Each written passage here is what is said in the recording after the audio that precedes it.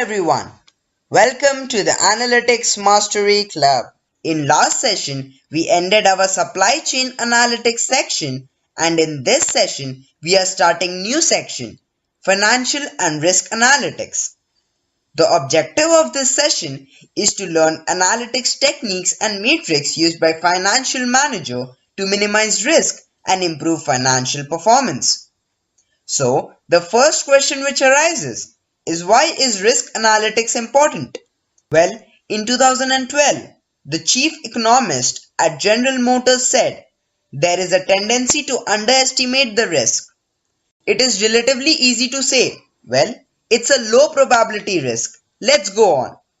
It may be a very low probability event, but those low probability events have a way of materializing, and we have got to understand what happens if we do it. General Motors recalled 3.1 million vehicles, which resulted in a loss of $300 million.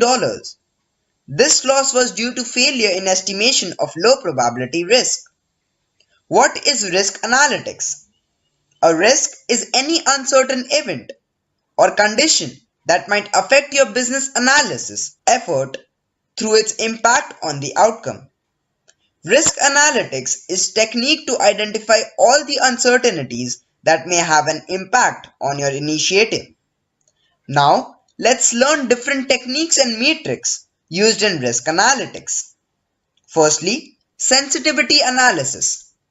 The sensitivity analysis, or what-if analysis, means determining the viability of the project if some variables deviate from its expected value, such as sales or cost of goods.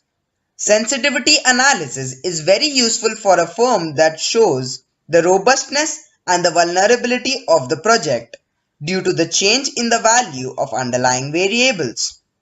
Secondly, scenario analysis.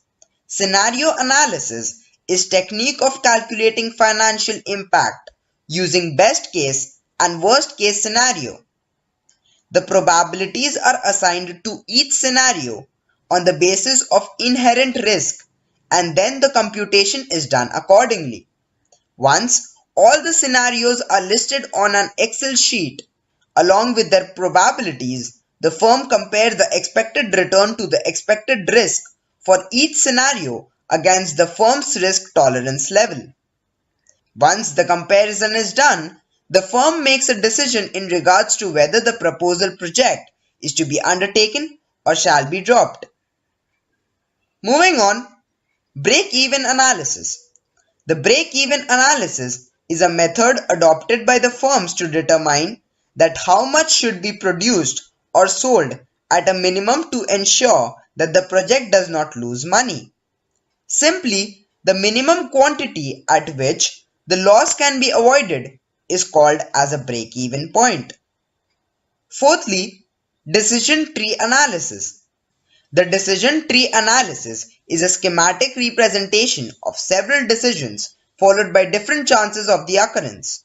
Simply, a tree-shaped graphical representation of decisions related to the investments and the chance points that help to investigate the possible outcomes is called as a decision tree analysis. Decision tree analysis helps the decision maker to take all the possible outcomes into consideration before reaching a final investment decision. Finally, credit score analysis. In this analysis, we will learn how credit score is calculated by different credit rating agencies like CRISIL and Equifax. We will learn different metrics used to calculate credit score and how these metrics affect final credit score. Thus, we end our session here. In this session, we learned importance of risk analytics and techniques used by financial managers. In next session, we will learn in depth about first risk analytics technique, sensitivity analysis. Thank you.